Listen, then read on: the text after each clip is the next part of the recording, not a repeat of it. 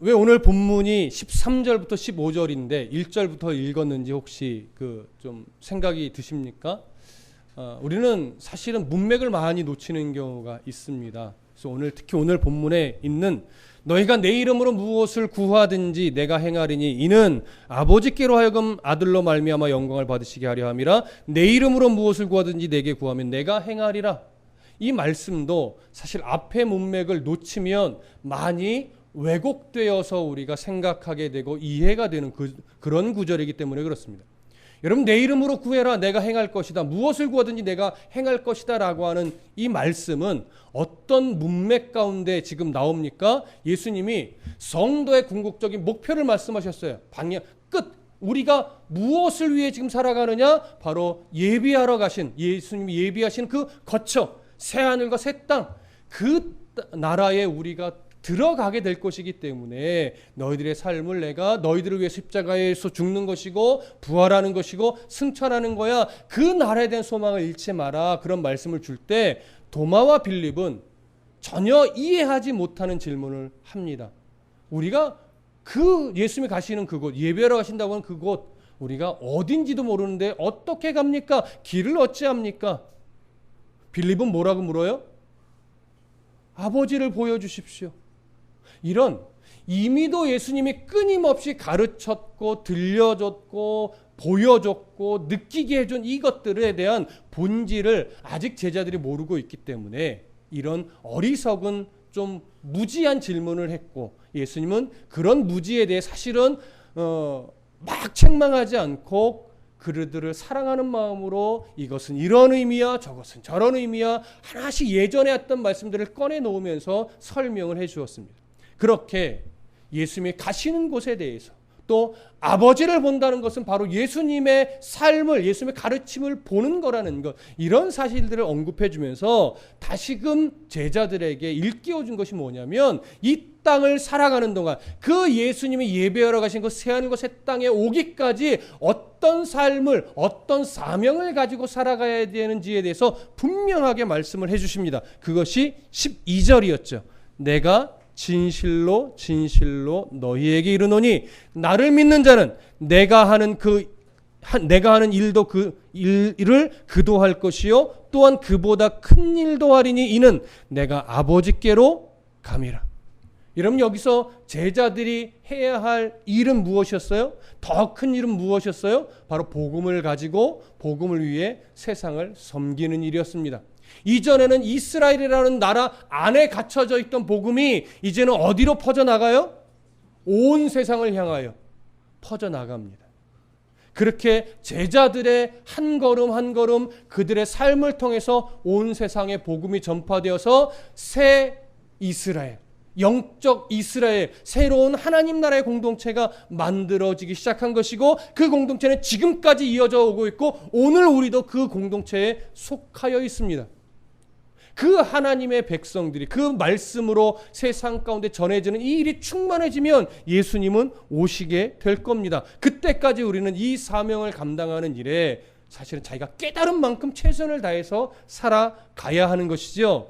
이러한 사명을 가지고 살아나갈 수 있는 힘을 예수님이 우리에게 약속하셨어요. 우리가 어떻게 그런 사명의 삶을 살아나갈 수 있느냐라고 할 때 걱정하지 마. 오늘 본문 보세요. 걱정하지 마. 너희가 내 이름으로 무엇을 구하든지 내가 행할 것이야. 그러니 그 사명의 짐이 너무 무겁다고 힘들어하지 마. 내가 도울게. 무엇이든지 내 이름으로 구하기만 해. 내가 뭐 한다는 거예요? 시행한다는 거예요. 여러분, 어떤 흐름으로 이 말씀이 연결되는지 이해되십니까? 우리가 이 앞의 내용을 보지 않으면 오늘 본문 너희가 내 이름으로 무엇을 구하든지 내가 행하리니 이는 아버지께로 하여금 아들로 말미암아 영광을 받으시게 하려 함이라. 이 말씀에서요 뭐만 남냐면, 그래서 기도할 때 맨 마지막에 예수님의 이름으로 기도했습니다, 이걸 붙여야 되는 거구나. 여러분, 오늘 본문의 이 말씀이 여러분 기도의 끄트머리에 예수님의 이름으로 기도했습니다, 이것을 붙여야 된다라고 하는 말씀으로 보이십니까? 아닌 게 여겨지시죠? 그래서 우리는 이 본문을 통해서 내 이름으로 구한다는 것. 이것은 예수님의 이름으로 구한다는 거잖아요. 예수님의 이름으로 기도한다는 거예요. 그것이 가지고 있는 진짜 더 깊은 의미.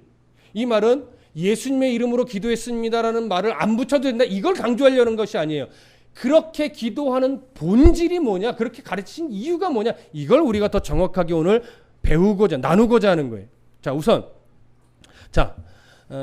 오늘 예수님이 이 말씀을 가르치신 것이 바로 그 앞절에서 말씀하신 그보다 큰 일을 너희가 하게 될 거라는 이 문맥과 연결된다는 것을 우리가 이해를 했습니다. 그러면 예수님이 다시금 말씀하신 13절을 다시 보세요. 자, 13절 함께 읽어봅니다. 시작. 너희가 내 이름으로 무엇을 구하든지 내가 행하리니 이는 아버지께로 하여금 아들로 말미암아 영광을 받으시게 하려 함이라. 자, 앞부분에 이렇게 돼 있죠. 너희가 내 이름으로 무엇을 구하든지. 우리 이 구절을 딱 대하면 나도 모르게 어떤 단어에 시선이 가게 되냐면 무엇이든지 내게 구하면. 그리고 또 하나, 내가 뭐 하리라? 행하리라 하면서 머릿속에 뭐가 떠올라요? 지금 내 앞에 놓여진 문제, 해결해야 될 문제, 이루고 싶은 것, 성취하고 싶은 것, 가지고 싶은 것 등등등. 내 머리에 있는 기도 제목이 쫙쫙쫙 올라가는 거예요. 무엇이든지 어떠한 일이든지 내가 예수님의 이름으로 구하면 예수님이 뭐 하시겠다? 주시겠다. 이렇게 생각하는 거예요. 주시겠다. 그러니까 행하겠다라는 말을 뭘로 우리는 자꾸 번역을 해요? 주시겠다로 번역을 해요. 무엇이든지는 내 삶에 놓여진 모든 산재한 일들, 그걸로 번역을 해요. 스스로. 말은 무엇이든지 구하면 하지만 그래, 재정의 문제, 사업의 문제, 일터의 문제, 관계의 문제, 그 모든 일이 먼저 떠올라요. 그 모든 일들을 예수님의 이름으로 구하면 예수님이 주시겠다. 이렇게 우리는 나도 모르게 이미 번역을 하고 봅니다.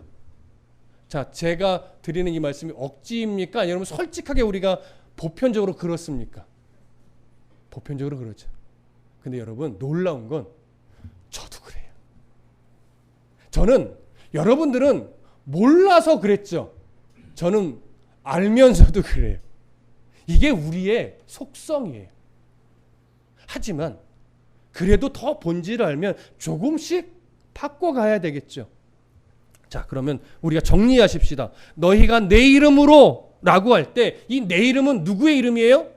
예수님의 이름이죠. 그러면 예수님의 이름으로 라고 하는 이것이 가지고 있는 의미를 알아야 오늘 본문을 곡해하지 않을 수 있겠죠. 자, 예수님의 이름으로 라는 표현에 담긴 정말 중요한 의미는 뭐냐면 예수님의 십자가의 공로를 근거로 하여 뭐하라? 기도하라. 예수님의 이 말은 또 다시 부연 설명하면 예수님의 십자가의 공로를 덧입어서 예수 그리스도의 제자된 자의 자격으로 뭐하라? 기도하라. 이 말이에요. 이거를 뒤집어서 말하면 이런 의미가 돼요. 예수 그리스도의 공로를 덧입어서 예수님의 제자가 되지 않은 자는 예수님의 이름으로 기도할 수 있다 없다? 없다. 그러니까 입술로만 예수님의 이름으로 붙인다고 해서 다 기도가 아니다라고 하는 것을 우리는 알아야 합니다. 그러니까 예수님의 이름으로 기도했습니다라고 하는 것을 뒷머리에 붙인다는 얘기는 우리가 누구라는 얘기예요? 예수님의 십자가의 공로, 그 은혜를 덧입은 예수님의 제자란 말이에요. 그런 의미가 담겨 있는 거예요. 그래서 이것을 조금 여러분 잘 보세요. 장황하게 풀어보면 이런 의미가 됩니다. 십자가에서 우리를 위해 대속의 죽음을 죽어주시고 3일 만에 살아나셔서 승천하신 그 예수 그리스도의 십자가의 은혜의 공로를 덧입은 제자로서 그 십자가의 은혜를 의지해서 뭐해라? 기도해라. 그러니까 아무리 입술로 예수님의 이름으로 기도했습니다를 수백 번 외친다고 해도 예수님의 그 십자가의 은혜를 의지하지 않았으면 그건 기도예요? 기도가 아니에요? 그건 기도가 아니에요. 여러분, 외국 사람들의 기도하는 걸 종종 혹시 들어보신 기억이 있습니까? 예전에 저는 영어에 이렇게 능숙하진 않지만 외국 미국 분과 어떤 일을 좀 같이 잠깐 한 적이 있어요. 근데 그분이 이제 그 일을 같이 진행할 때 제가 오늘은 대표 기도를 하겠습니다. 이러는 거예요. 근데 무릎을 어떻게 꿇었냐면 이렇게 꿇는 것이 아니라 이게 표현이 되나? 이렇게 꿇어요. 한쪽 무릎만 꿇고 좀 멋지게, 저 사람 좀 기도를 멋지게 보이려고 그러나? 이렇게 느낄 정도로 한쪽 무릎만 꿇고 한쪽은 이렇게 서서 마치 원탁의 기사가 이렇게 뭐 받듯이 그런 자세를 취하고 두 손을 딱 모아요. 그래서 막 영어로 유창하게 기도하니까 한 10%나만 알아듣겠어요. 나머지는 뭐 못 알아듣죠. 그래서 우리는 내용을 잘 모르니까 기도가 언제 끝날까라고 막 곤두세우잖아요. 왜? 아멘을 같이 해야 되니까. 그러니까 여러분 뭘 기다릴까요? 근데 내용은 잘 이해가 못하니까 맨 마지막에 뭐 In the name of Jesus 뭐 이게 나와야 아멘을 하려고 그 단어만 기다리는데 이제 그 말을 안 하고 갑자기 아멘 하는 거예요. 그래서 아무 말도 안 해요. 그래서 우리는 이 기도가 끝난 건가? 눈을 떠야 되나? 이러고서 눈을 삶이 떴는데 기도가 끝난 거예요. 그래서 속으로 생각하죠. 이 사람 뭐야? 뭐 예수님의 이름으로 이 표현을 해줘야 우리도 같이 아멘을 하지 기도하다 말고 자기가 혼자 아멘하고 끝내버리면 이게 뭐지? 라고 여겨지게 돼요. 그래서 외국 사람들 기도를 잘 들어보면 뭐 In the name of Jesus라든가 이런 표현을 하는 경우도 있고 하지 않는 경우도 있습니다. 하지 않으면 기도가 아닐까요? 그게 아니라는 거예요. 중요한 건 뭐예요? 그 예수님의 십자가의 공로를 내가 의지해서 기도를 했는가 안 했는가 이것이 중요한 거라는 거 오늘 본문을 강조하는 거예요. 그러나 그렇다고 해서 우리나라의 정서에서 대표 기도를 하거나 함께 기도를 하는데 예수님의 이름으로 기도했습니다를 안 해주면 정서상 좀 이상할까요? 안 이상할까요? 이상해요. 그래서 우리는 우리의 정서상 예수님의 이름으로를 꼭 붙여주는 것이 옳습니다. 그러나 아무리 입술로 예수님의 이름으로를 붙여도 예수님의 십자가의 은혜를 덧입은 제자로서 그것을 근거로 하여 그 은혜를 의지해서 기도하지 않았다면 그건 아무리 해도 의미가 없다는 얘기예요. 그러니까 정말 중요한 건 뭐예요? 우리가 예수의 제자의 자격으로서 십자가의 공로를 의지해서 기도하는 것이 더더더 중요하다. 이걸 놓치지 말아야 된다는 얘기예요. 그것이 바로 예수님의 이름으로 라고 하는 이 표현에 담긴 정말 놓치지 말아야 될 중요한 의미입니다. 그리고 또 하나 예수님의 이름으로 라고 하는 이 표현에 담긴 또 하나 진짜 중요한 의미는 뭐냐면 예수님의 뜻 안에서 기도하라는 거예요. 여러분 예수님의 뜻이라고 하는 것 안에 그 범주 안에 왜 하나님의 자녀들 예수 그리스도의 제자자들이 세상에서 잘 되는 것, 성공하는 것, 어떤 문제가 힘겨운 문제가 해결되는 것이 왜 없겠습니까? 여러분 그것이 있지요. 그러나 그것이 주된 이유일까요? 여러분 주된 이유는 아니라는 거예요. 그래서 그런 내용의 기도가 주님의 뜻 안에 밖에 있으니 해야 될 필요가 없다. 이것은 과한 겁니다. 치우친 거예요. 그것도 들어가요. 그러나 주된 의미는 아니라는 거예요. 여러분 오늘 본문을 통해서 볼 때 예수님의 뜻 안에 있는 주된 의미는 뭘까요? 바로 12절에 있는 거죠. 또 13장에서 말씀하셨던 거죠. 내가 하는 그 일을 너희도 하게 하려고 내가 뭐 했다? 본을 보였다. 그러면서 그 본을 보인 그 내용이 뭐다? 12절에 보면 그보다 큰 일. 내가 하는 그 일을 너희도 할 것인데 내가 했던 것보다 더 큰 일을 할 거야. 질적인 큰 일이 아니라 사실은 양적인 의미가 조금 더 많죠. 어떻게 해요? 이스라엘이라는 범주를 이제 너희들이 뛰어넘어서 온 세상 곳곳에 가서 복음을 위해 그 사람들을 섬기게 될 거야. 이 얘기를 하는 거죠. 여러분 복음을 위해 섬긴다는 것이 그 당시에는 온 세계로 퍼져나가는 것이고 그 퍼져나감이 오늘 우리에게까지도 영향을 이미 미쳤고 그렇다고 오늘 우리에게 있어서 큰 일은 뭐겠습니까? 선교지로 나가는 것도 되고 여러분 가족을 복음을 위해 섬기는 것도 들어가요. 형제를 복음을 위해 섬기는 것도 들어가요. 내가 함께 일하는 일터의 사람들, 내가 관계 맺는 주변의 사람들을 위해 복음을 위해서 그들과의 올바른 관계, 성도다운 관계를 맺음으로 말미암아 예수 그리스도의 이름에 먹칠하지 않는 그런 삶의 흔적을 가져내는 것, 이것도 뭐예요? 그보다 큰 일에 들어가는 거예요. 그 일을 위해서 우리가 뭐 하라는 걸까요? 기도하라는 거예요. 그러면 예수님이 뭐 하겠다? 그 기도의 내용에 너희들이 할 수 있도록 힘을 주고 돕겠다는 얘기예요. 하나님, 내가 저 사람 정말 얄밉거든요. 정말 믿거든요. 그런데 마음에 주님의 마음으로 저 사람 사랑하라는 마음이 자꾸 들어요. 이게 마음이 든다니, 그건 뭐 영적으로 성령 하나님이 찌른다는 얘기죠. 너 이때 저 사람 사랑해내야 돼. 여러분, 제가 이거 오해하지 마십시오. 미운 사람을 다 사랑하라는 건 아니에요. 제가 지금 그 얘기를 드리는 게 아니에요. 성령 하나님이요, 내가 누군가를 사랑하게끔 마음에 자꾸 뭔가를 주실 때가 있어요. 그 얘기는 뭐냐면 저 사람을 사랑해내므로 말미암아 뭐 할 수 있다는 거예요? 하나님의 영광이 드러날 수 있다라고 하는 거예요.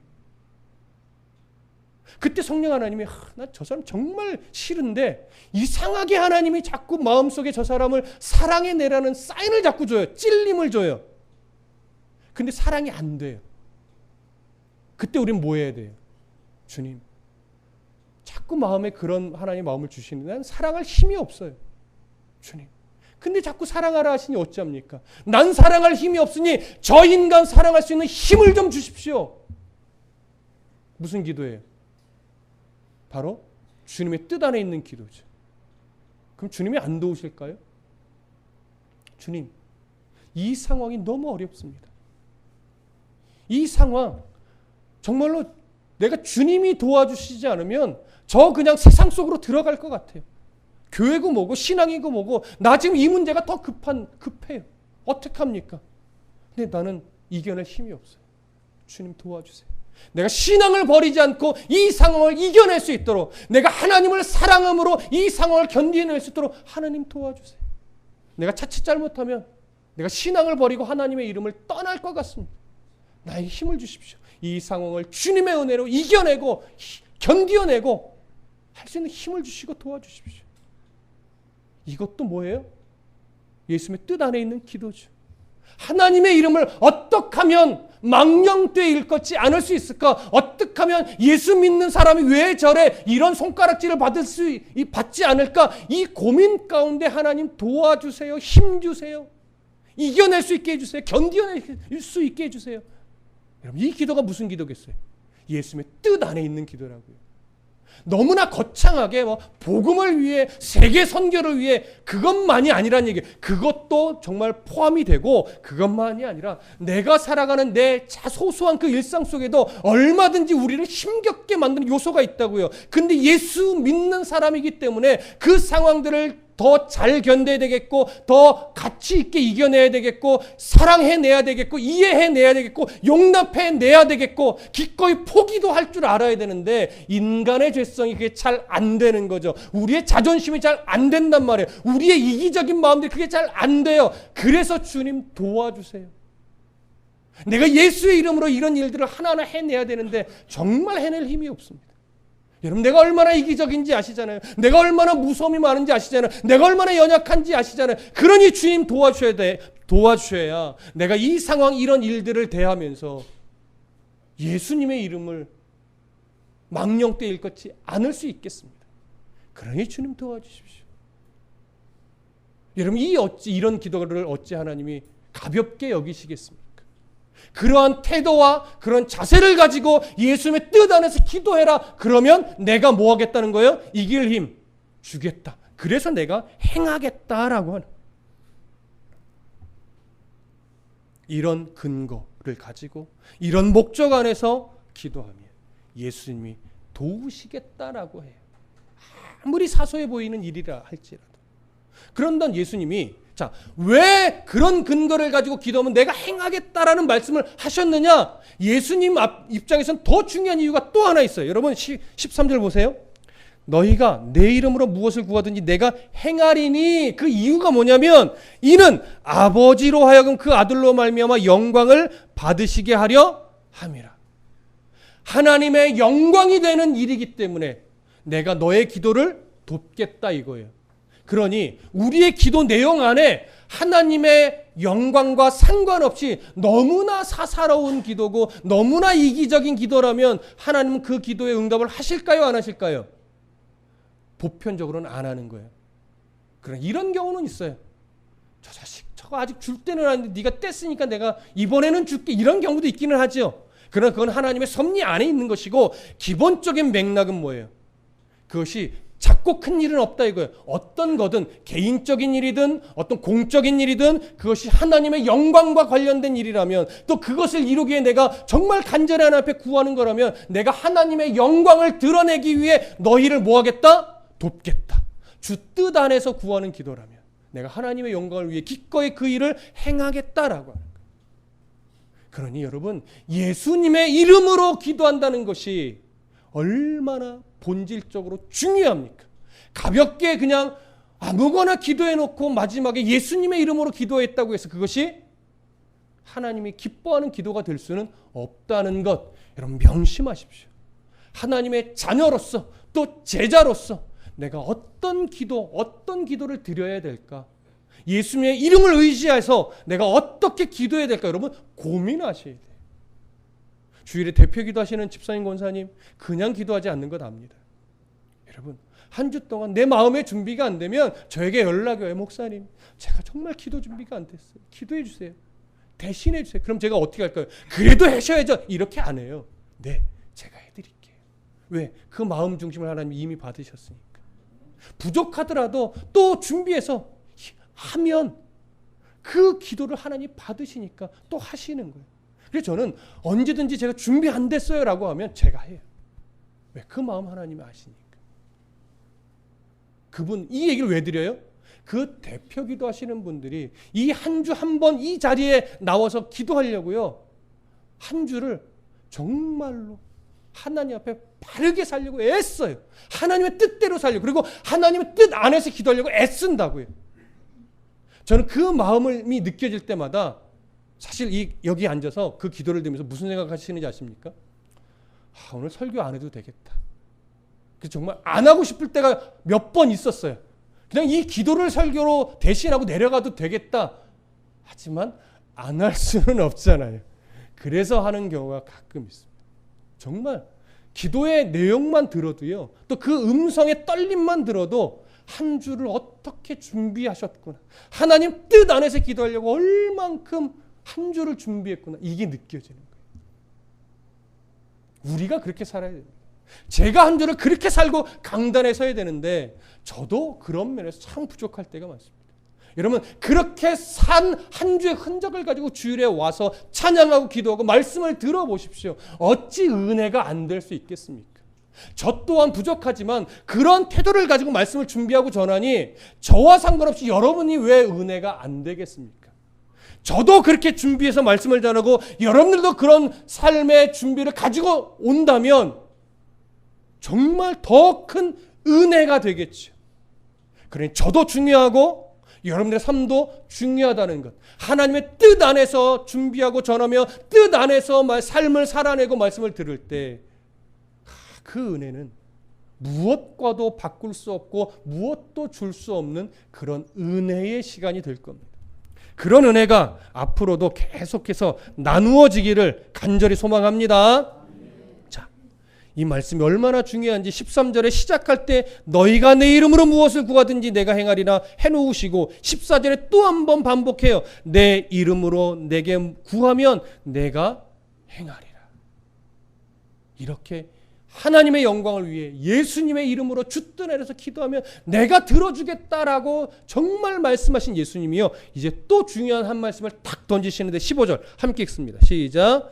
너희가 나를 사랑하면 나의 계명을 지키리라.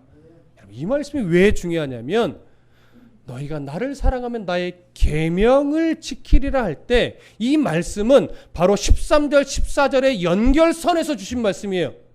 자, 그러면 무슨 의미냐? 너희가 사명을 감당하는 삶을 살아나갈 때 그 사명을 위해 주 뜻 안에서 기도하면 내가 다 들어줄 거야. 그런데 자칫 잘못하면 이 사명이 너희한테 무거운 짐이 될 수 있겠지. 그 사명을 감당하는 출발점이 단순하게 계명을 지켜야 돼 어떤 율법적인 것이 아니라 주님을 사랑하는 마음, 너를 위해 십자가에서 생명을 내어주신 그 주님을 사랑하는 그 마음에서 출발을 해야 되는 거야. 이 출발점에서 어떤 출발을 가져야 되는지를 예수님은 다시 한번 언급을 해주시는 거예요. 자, 그런데 주님을 사랑하는 마음으로 기꺼이 그러한 삶을 살아간다는 것이 사실은 쉽지 않은 것을 우리가 너무나 잘 압니다. 여러분, 왜 그런 삶이 사실 쉽지 않냐면 사람의 본성이요, 모든 일을 이상하게 순수하게 잘 못해요. 이 순수하게 못한다는 건 이런 의미입니다. 교회에서 정말 누구 알아주지 않아도 열심히 봉사하고 헌신하고 막 수십 년 섬기다 보면 이상하게 나도 모르게 뭐가 생겨요? 마음속에 보상심리가 생겨요. 보상심리가 뭐예요? 하나님이 이 정도 헌신했으면 좀, 이 정도 문제는 좀 해결해 주시고 뭔가 좀 잘 되게 해 주셔야죠. 아니 이렇게 삶이 나아지지 않을 것 같으면 내가 뭘 봉사할 이유가 뭐가 있습니까? 이렇게 자꾸 나도 모르게 생겨나는 거예요. 이런 생각이 안 들려면 이런 거죠. 내가 한 10년 봉사하니까 점차 내 삶에 좋은 일들만 생겨요. 여러분 그럴 수 있어요. 그런 일이 안 생긴다는 거 아니에요. 그런데 하나님이 때로는 어떤 뜻과 계획이 있으셔서 참 우리 표현으로 징글징글하게 삶을 안 풀어주실 때가 있어요. 우리 생각에, 우리가 보기에 정말 징글징글하고 더 징글징글 맞게 좀 이 정도 내가 신앙생활하고 이 정도 말씀 앞에서 하고 이 정도 헌신했으면 좀 내 삶을 이 정도는 좀 풀어주시면 좋을 것 같은데, 아니 최소한 이 정도만큼이라도 좀 풀어주면 좋을 것 같은데 정말 징글징글하게 하나도 안 풀어주시는 거예요. 이 정도 되면요 사실 우리 마음에 내가 이러려고 신앙생활 해나? 내가 이러려고 예수 믿나? 이런 생각이 나도 모르게 무심코 들어올 수 있다 이거예요. 근데 예수님이 무슨 말을 해요? 예수님이 그럴 때 이럴 거예요. 그럼 넌 그러려고 봉사했니? 그렇게 말씀하시면 사실 우리는 할 말이 없는 거죠. 야, 내가 너를 위해 거처를 예배하러 가기 위해 그렇게 내 생명을 내어주고 너를 구원의 백성 삼고 너같이 죄 많은 인간을 하나님의 자녀라는 신분으로 내가 내 피로 바꿔놨는데 너는 그 은혜는 다 어디 가고 너의 삶의 성공과 행복과 너의 삶의 윤기나는 그 삶을 위해서 봉사하고 헌신하니? 내가 너를 위해 죽어준 생명의 가치는 어디 갔니? 이렇게 또 물으시면 우리는 사실은 할 말이 없는데, 그럼에도 불구하고 열심히 헌신하고 봉사할 때 나도 모르게 보상 심리가 생겨나는 것은 그건 참 어쩔 수가 없어요. 여러분 목회자는 다를까요? 하나님 10년, 20년 이렇게 말씀 붙잡고 정직하게 목회하려고 했었으면 이 정도 교회는 좀 세워주셔야죠. 아직까지 이 모양 이 꼴이면 어떡합니까? 나는 어떻게 살라고? 여러분 목회자도 그럴 수 있다는 얘기예요.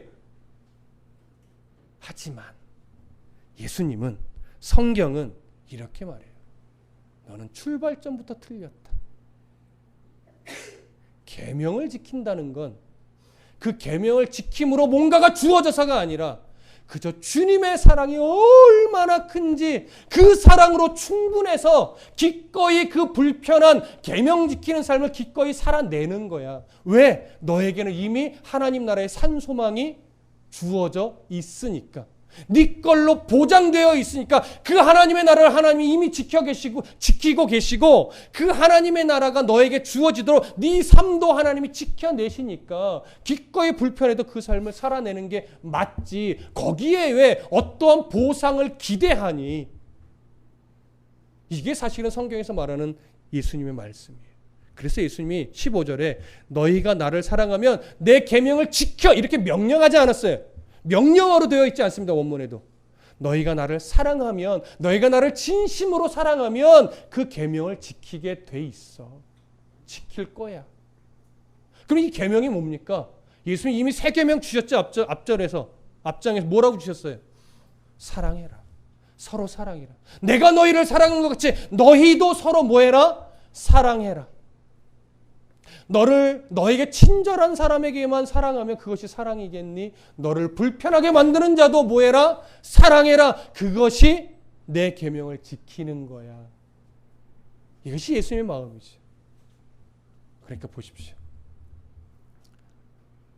너희가 나를 진심으로 사랑하고 내가 너희를 위해 베푼 그 십자가 은혜가 정말 네 안에 그 깊고 큰 사랑으로 느껴진다면 기꺼이 정말 사랑할 수 없는 사람을 사랑해내게 될 것이고, 내가 용서할 수 없는 그 사람을 용서하게 되는 일도 벌어질 거고, 이해할 수 없던 그 사람이 이해되어지기도 할 것이고, 손해보지 않는 나의 이기적인 태도가 때로는 주를 위해 손해볼 수 있는 사람도 될 거야. 주님을 정말 사랑한다면. 그러나 그것이 어려운 일인 걸 알기 때문에 그 일을 감당하기 위해 예수의 이름으로 기도해. 내가 너는 할 수 없지만 도와줄게. 이거예요. 여러분, 저 예전에 얼마 전에 청년들하고 성경 공부를 하다가 청년 하나 이렇게 묻습니다. 목사님, 주기철 목사님 같은 사람이 순교에 있잖아요.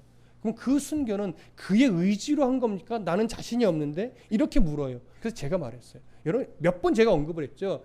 주기철 목사님도 우리와 다를 바 없어요. 그 사람이 자기 힘으로 순교했다고요? 천만의 말씀이에요. 그 사람은 순교할 수 있는 분이 아닙니다. 그런데 그 목에 칼이 들어오는 순간 주님 앞에 기도했겠죠. 주님, 내 힘으로는 저 칼을 이겨낼 힘이 없어요. 저도 고문이 싫고 저도 갇히는 게 싫어요. 그런데 지금 내가 이 고문을 피하면 하나님의 영광이 가리워집니다. 하나님이 나를 본보기로 삼으시려면 이 칼 앞에서 내가 죽음을 각오하고 순교할 수 있는 힘을 주십시오. 주 뜻대로 예수님의 이름으로 기도하니까 그 순간 하나님이 주기철 목사님은 어떻게 하셨을까요? 두려움 중에 붙잡아 주시죠. 그가 칼 앞에 안 두려웠다고요? 신앙 때문에 천만의 말씀이에요. 그는 두려웠지만 신앙을 버릴 수 없었습니다. 누가 붙잡아 주시니까? 예수님이 붙잡아 주시니까. 그가 예수님의 이름으로 칼 앞에서 신앙을 버리지 않게 해달라고 예수님의 이름으로 기도했으니까. 그게 정말 예수님을 사랑하여 그렇게 기도했으니까 순교할 수 있었죠. 여러분, 저도 순교 못해요. 근데 저도 순교할 거예요. 왜? 칼 앞에서도 이렇게 기도하면 하나님이 힘 주시겠죠. 하나님 힘 안 주면 저 순교 못해요. 힘 주면 해요. 여러분들도 뭐예요? 똑같아요. 저는 이 가운데 어느 한 사람도 순교할 만큼의 신앙이 탁월한 사람은 없다고 봅니다. 여러분, 무시하는 건 아닙니다. 그런데 여러분들 다 순교할 거예요. 왜? 이 말씀이 내 안에 새겨져서 그러한 순간이 오면 주님, 나는 힘이 없지만 하나님의 영광을 위해 기꺼이 나 생명 드릴 수 있도록 도와주세요라고 기도할 테니까. 그러면 하나님이 붙잡아 줄 테니까. 그러면 여러분들이 순교할 수 있겠죠. 제가 큰 걸 말씀드렸지만 작은 일에도 똑같다는 거예요. 우리가 볼 때 크고 작은 일을 막론하고 바로 그러한 기준을 가지고 그러한 제자로서 예수님의 이름을 가지고 그렇게 하나님의 영광을 위해 기도하면 예수님이 그걸 해낼 힘을 주십니다. 왜? 하나님의 영광을 위해서. 기도하겠습니다.